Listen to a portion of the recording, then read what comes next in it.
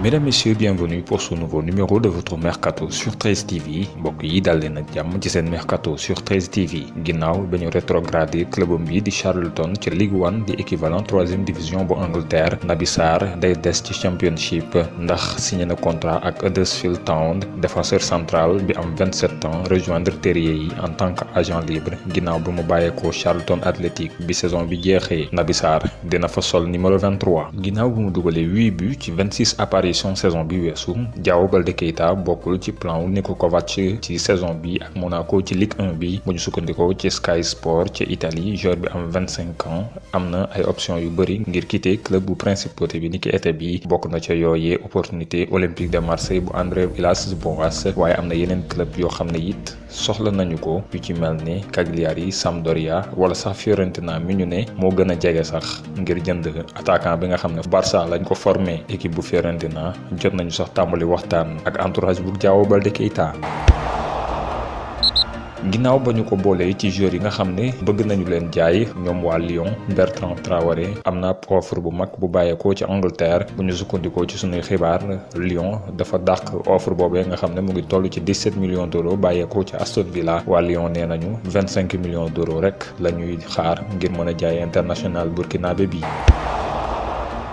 Comme annoncé par la presse italienne plus tôt dans la semaine, l'attaquant argentin Gonzalo Higuaín va rebondir aux États-Unis et signer dans le même club que Blaise Matuidi en Major League Soccer. Higuaín a été aperçu et photographié à l'aéroport prenant la pause avec le directeur général de l'Inter Miami, Jorge Mas. Selon Sky Sport Italia, il est peu probable que Tottenham signe l'attaquant du Napoli, Arkadiusz Milik, lié un temps aux Spurs. Le Polonais n'est pourtant plus désiré à Naples, qui a recruté plusieurs attaquants dont Victor Osimhen. Les Spurs surveillent en revanche le capitaine de Watford, Troy Deeney, également suivi par West Bromwich, proche de signer Branislav Ivanovic selon Slaven Bilic. Dans une interview accordée à l'équipe ce week-end, l'attaquant international français Alexandre Lacazette a annoncé qu'il avait décidé de poursuivre son aventure avec Arsenal cette saison, qui a commencé ce samedi pour les Gunners avec un déplacement et une victoire sur la pelouse de Fulham pour le premier derby londonien de l'exercice 2020-2021. Toujours désireux de quitter le Bayern Munich pour rejoindre la Première Ligue et surtout Liverpool, Thiago Alcantara ne voit pas sa situation bouger. En fin de contrat dans un an, le milieu de terrain de 29 ans attend un signe des Reds qui peinent à aligner une offre acceptable auprès des dirigeants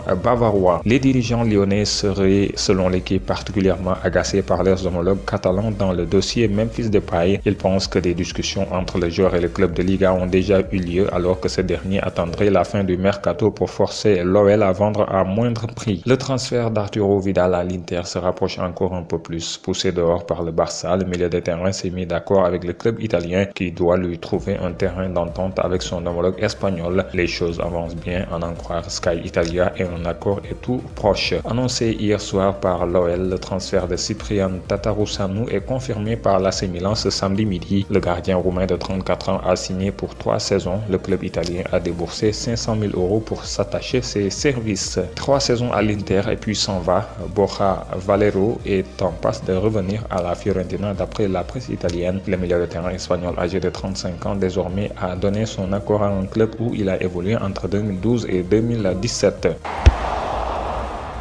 ñu jeexalee ak bonus sport ginnaaw ñaari titre yoo xam ne gàddu na ko ci ñaari matcham yu mujj yi. Arsenal da doon tàmbaliwaat Premier League am ci dëkku promu bi di Fulham, te li ñu ci mën a jàpp mooy réussir nañ bu baax seen tàmbalik saison bile ndax joueur Mikel Arteta yi dañoo daan 3-0 équipe bi di Fulham. Attaquant gabonais bi di Pierre-Emerick Aubameyang moo dugal ñetteelu bitu Gunners yi. Mesdames et messieurs, c'était tout pour ce Mercato sur 13 TV. Merci de l'avoir suivi. Rendez-vous demain pour un nouveau numéro.